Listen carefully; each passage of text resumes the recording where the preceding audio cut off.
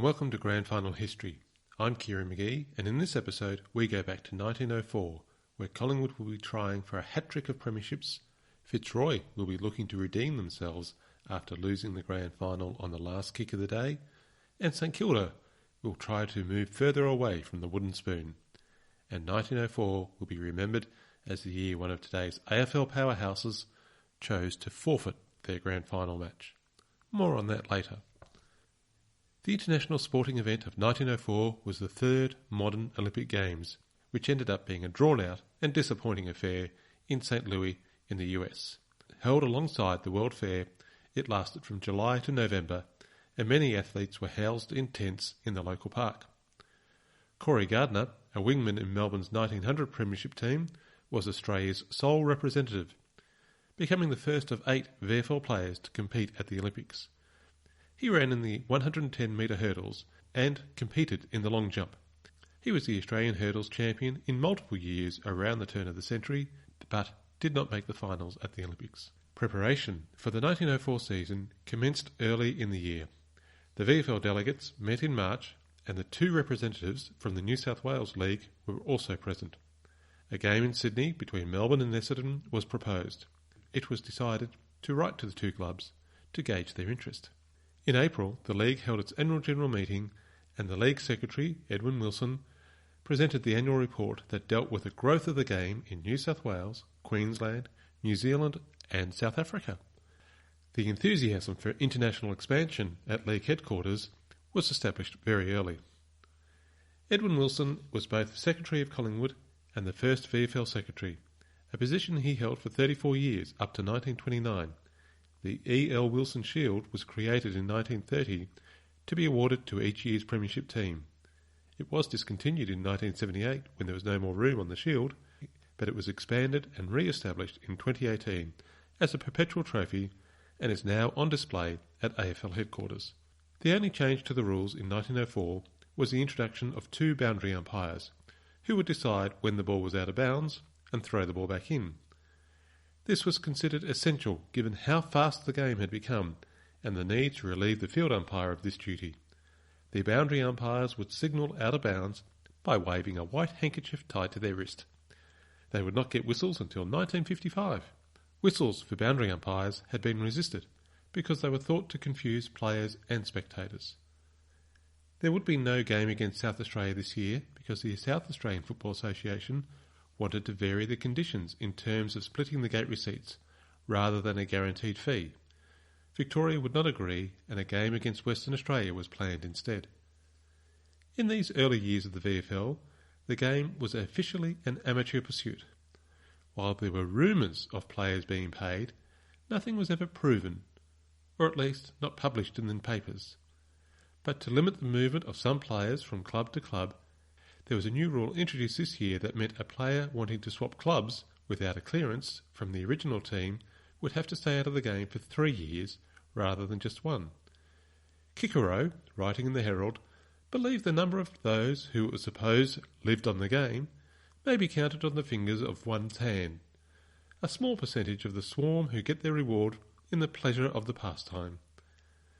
But the challenge of dealing with professionalism was not done with yet. More than one article and letter to the paper was written at the start of the season suggesting the payment of players should be acknowledged and brought out into the open. We will be hearing more about this in the coming seasons. There were also other controversies in the lead-up to the 1904 season.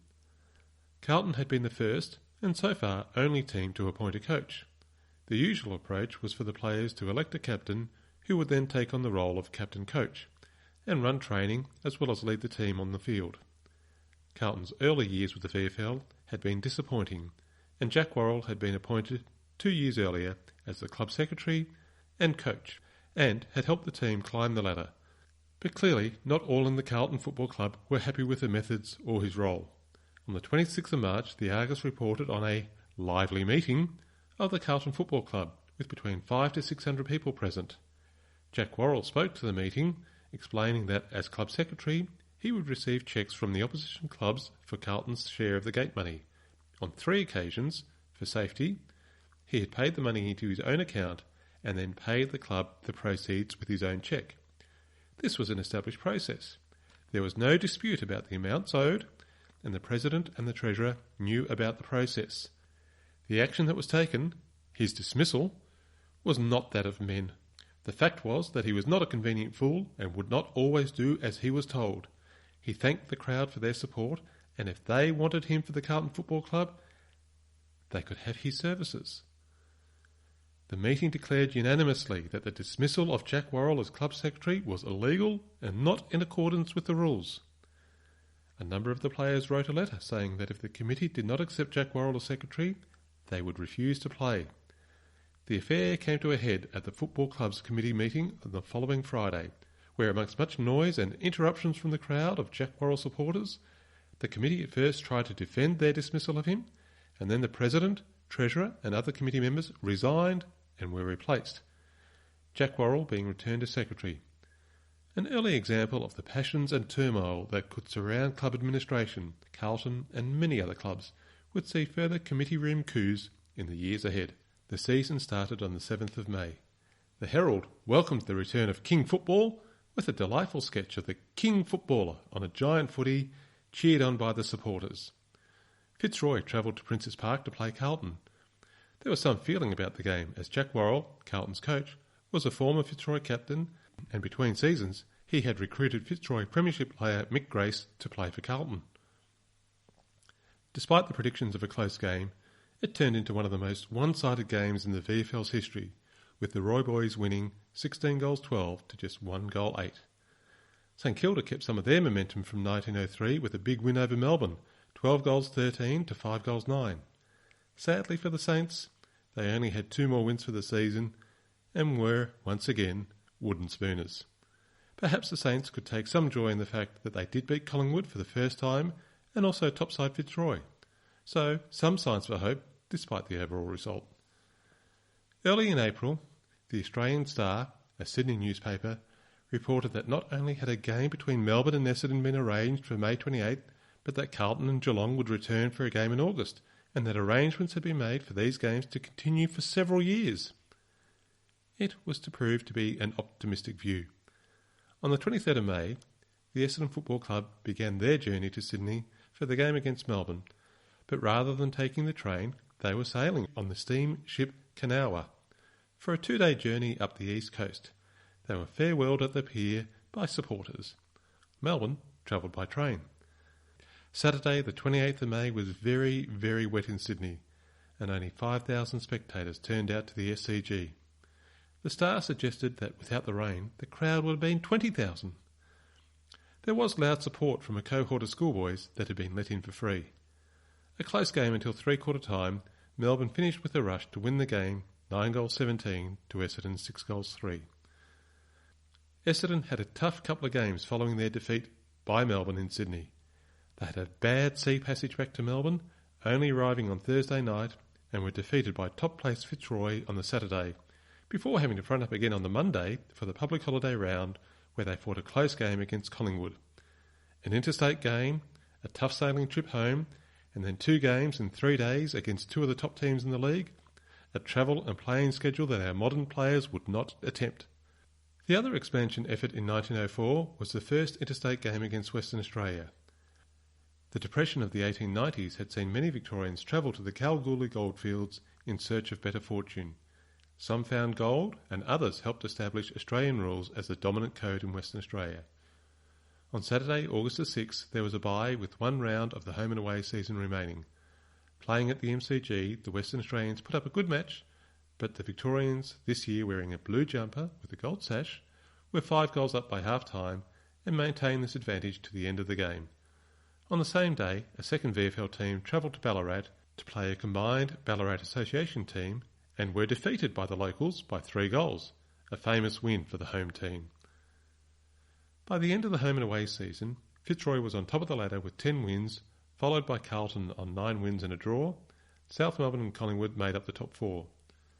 The 3 rounds of the sectional games would define who would be in the top 4 to play off for the semi-finals. As in previous years, the teams were split into 2 sections, 1st, 3rd, 5th and 7th in one group, and the teams finishing in even positions on the ladder in the second section. The first 2 rounds of the sectional games saw a number of upsets. South Melbourne and Carlton lost their first two games, while Collingwood and Essendon won their games. This meant that as teams lined up for the final sectional game, only Fitzroy was certain of making the semi-finals. Only half a game separated Collingwood, South Melbourne, Essendon and Carlton. Whoever lost risked missing the finals. Essendon hosted top-placed Fitzroy at their home ground on the East Melbourne Cricket Ground, where they were on top from the first quarter, holding the Maroons scoreless while kicking 3 goals.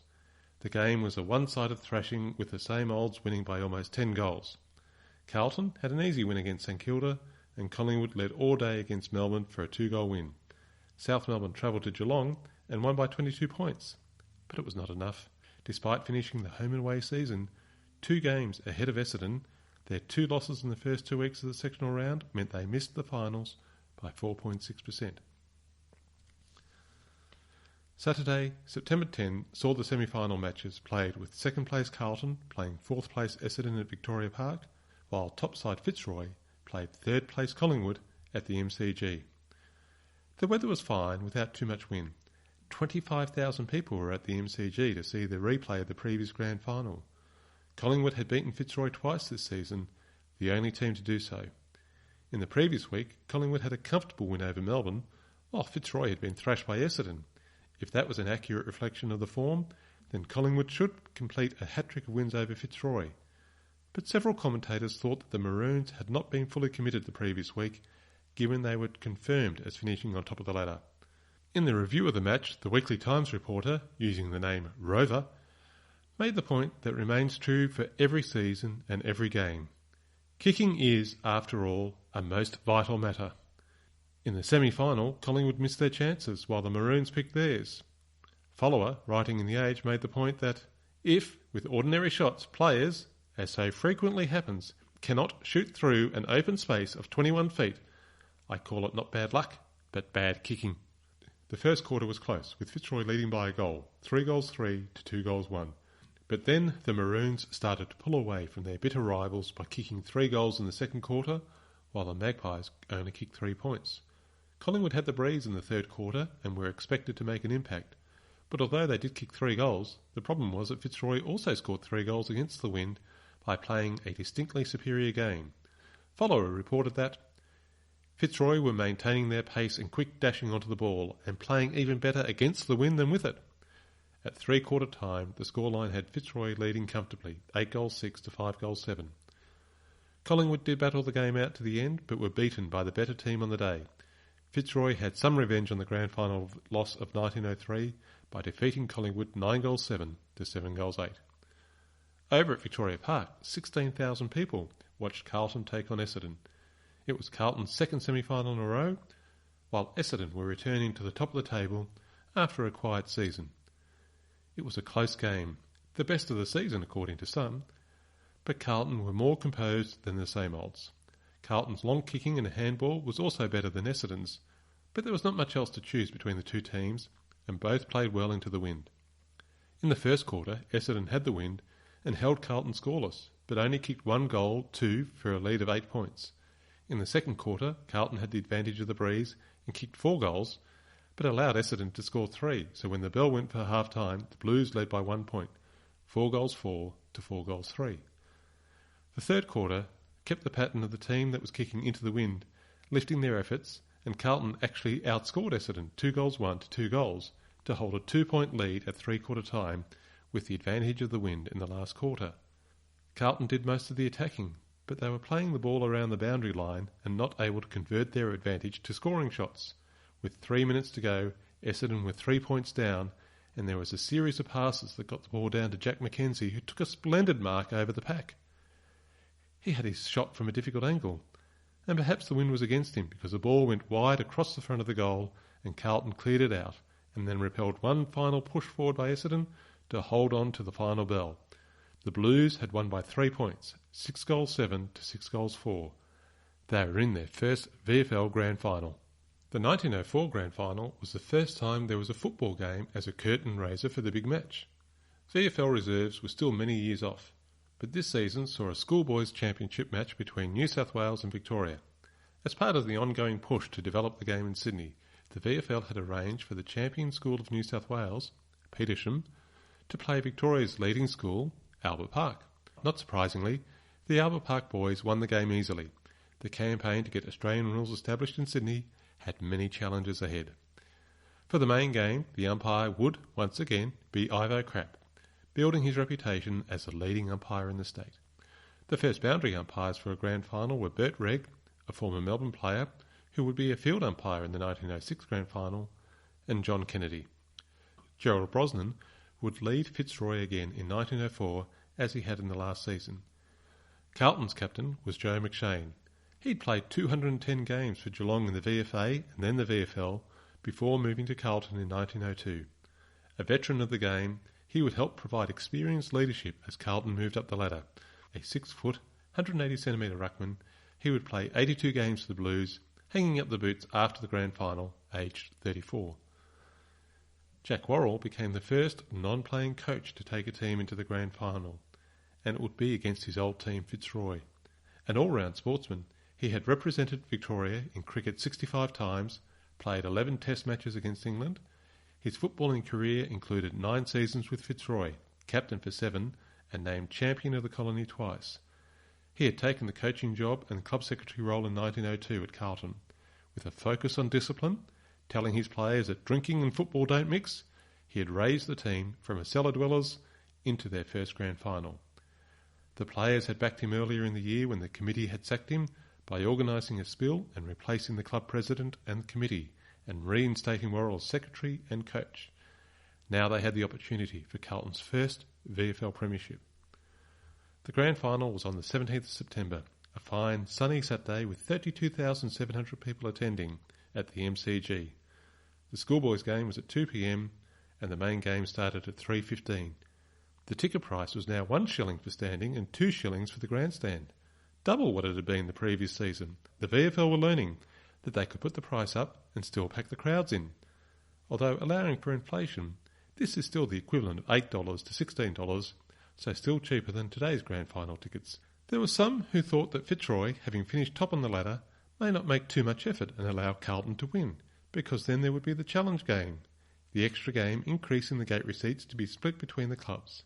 It was an era of dodgy deals in cycling and horse racing, so the cynicism is understandable. Or, as the Argus summarised, those who follow suburban racing and cycling are so accustomed to being swindled that they cannot conceive of such a possibility as a straight game. The teams had met twice during the season, Fitzroy thrashing Carlton in the opening round and then winning narrowly in round 8.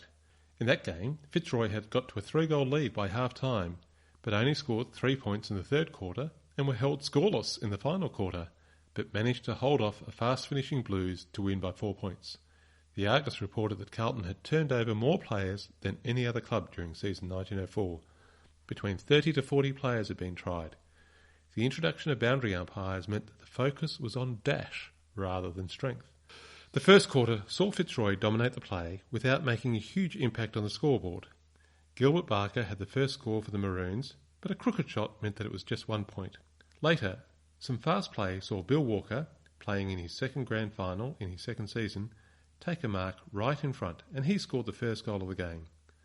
There was some rough play from Carlton's George Topping, who used a foul charge to put Fitzroy's Joe Johnson out of action for some time. Several teammates could be seen warning George Topping, and for a long time he was more watchful than useful, according to the Argus. As a side note, Topping was known to have a fiery temper, and years later he would be suspended for the remainder of the 1910 season and all of the 1911 season. Surprisingly, he spent 1913 as an umpire for the VFA. But back to the grand final. Fitzroy scored 2 more goals in the first quarter through Jack McDonough and their captain, Gerard Brosnan, who took a beautiful mark and kicked truly. Mick Grace, playing against his old teammates, managed to score a goal for Carlton shortly before the end of the first quarter, and when the bell went, the score was 3-1 to 1-1, giving Fitzroy a 2-goal advantage. But they had been the dominant team. As described by an ex-enthusiast in Punch, it was play reduced to the precision of a machine. Carlton got themselves back into the game in the second quarter. Fitzroy captain Gerard Brosnan was concerned enough to send Herbert Milne out of the ruck to be an extra man in the back line. The Blues were piling on the pressure with superior play from Mick Grace at centre-half forward and Eddie Prescott in the forward pocket. Soon enough, Prescott got Carlton's second goal. George Bruce, playing on the wing for Carlton, made some fine moves into the forward line, and then he scored their third goal. When the half-time break arrived, Carlton had worked their way back into the narrowest of leads, 3-3 to Fitzroy, 3-2. The third quarter saw Carlton striving to increase their advantage and Fitzroy maintaining the pressure. The game was diminished as a spectacle, with players crowding around the ball in a style of play that might be familiar with many modern fans. At one point in the third quarter, there were 33 players jostling, smashing and bumping in one quarter of the ground, and only 3 players in the clear. Carlton did score, but inaccuracy was to cost them as they added 4 points, but no goals. Fitzroy made only 2 moves forward and goaled on both occasions. Observer in the Argus reported that Sam Michael, the East Melbourne batsman, and an old Fitzroy footballer said emphatically, "That settles it. Fitzroy were beaten in that quarter, they were confused and they lost all their method, but those 2 goals will give them a fresh heart. You'll see Fitzroy at their best this quarter." Despite Carlton's pressure and having the ball in their forward line for much of the quarter, the hard fact was that at three-quarter time, the scoreboard showed Fitzroy back in front by 8 points, 5-2 to Carlton's 3-7. The last quarter saw Fitzroy Percy Trotter put on an exhibition. At just 21, he was considered to be one of the best players in the league, and wearing his distinctive red cap, he showed Carlton and their supporters no mercy. Delighting the crowd with the dash and accuracy of his play, he quickly scored 2 goals and took the wind out of Carlton's sails. Percy Sheehan, Fitzroy's full forward, scored their 3rd goal for the quarter, and then Ed Neen from the half-forward flank rubbed salt into the wounds with a 4th goal. Fitzroy would be premiers, and everyone knew it now. Carlton, although beaten, did not stop trying, and towards the end of the game, George Topping got their first goal since the 2nd quarter, and then, in a final push forward, and after the bell had rung, Carlton's rover, Arch Snell, did what Gerard Bresnan could not do the year before and scored a goal with the last kick of the day. But it was too little, too late. Fitzroy had made up for the narrow loss in 1903 and were premiers in 1904. A dominant last quarter had them 9-7, 61 to a gallant Carlton 5-7, 37. Although Fitzroy were VFL premiers for 1904, there were still some games and controversy to finish off the football season for the year. For the 2nd year, Fitzroy travelled to the country for an exhibition game. This year, they travelled to Ballarat on the Saturday after the grand final to take on the local side. It was a closer game than expected, with the premiers a goal down at three-quarter time, but they kicked 3 goals in the last quarter to win 9-11 to Ballarat's respectable 7-5. Carlton travelled all the way to Adelaide for their end-of-season trip to play Norwood, the South Australian premiers for 1904. But there was a problem, as reported in the leader. The South Australian Football Association declined to grant their approval for the match. The association delegates wanted to punish Norwood for scheduling the game at the Adelaide Oval. There was a dispute between the association and the South Australian Cricket Association, who managed the Adelaide Oval. But from Norwood's perspective, it was the only ground that would hold the expected crowd. The match had been well advertised and was keenly anticipated. The VFL endorsed the game earlier in the week. Between 4,000 to 5,000 people attended the game, and although Norwood pushed the Blues in the first half, Carlton were able to raise their standard in the 3rd and 4th quarters to win comfortably, 11-13 to Norwood's 8-8. However, in the following week, the South Australian Football Association censured Norwood for breaking ranks to play on the Adelaide Oval. The association also expressed regret that there was no rule to inflict severe punishment on the Norwood club. But there was more drama back in Melbourne, where one of today's leading AFL clubs forfeited a grand final. Richmond was still playing in the VFA in 1904 and due to play North Melbourne in the VFA grand final. But Richmond objected to the appointment of the umpire for the grand final. The trouble started in the semi-final, where umpire Allen asked to inspect North Melbourne players' boots at half-time to see if the stops were legal. Clearly there'd been some rough play, and the North players had caused some damage with their boots. North refused, but then umpire Allen allowed the game to continue. Although regarded as a good umpire, he was then criticised in his control of the game in the following week between North and Footscray, keeping poor control over the game, allowing too much rough play, and permitting North Melbourne to engage in persistent time-wasting tactics. Having finished on top of the ladder, Richmond had the right to challenge North, and were due to play them in a grand final on the 1st of October, but Richmond would not accept Allen as the umpire for the game. The VFA refused to allow one club to dictate who would be appointed. Richmond refused to give ground, so North were VFA premiers by forfeit. The association clubs missed out on splitting the gate takings for the game. Richmond stood condemned for arrogance in the eyes of many, but they felt they had stood up for their principle. Richmond would only play 3 more seasons in the VFA before switching to the VFL. Despite those controversies after the VFL Grand Final, it had been another successful season for the VFL. Fitzroy were establishing themselves as the leading club of the era, and Carlton had made a statement that they were a club moving forward. Join me next time as we explore season 1905 and see if there are any more rule changes. Will Fitzroy be able to defend their premiership? Would Carlton go one better? Or would there be another team making a move to the top? If you've enjoyed this podcast, please leave reviews wherever you get your podcasts from. It will help others to find it. If you have any questions or want to leave feedback, please email me at info@grandfinalhistory.com.au and check out the grandfinalhistory.com.au website or our Facebook page and Twitter accounts. Thanks, and I hope you join me next time.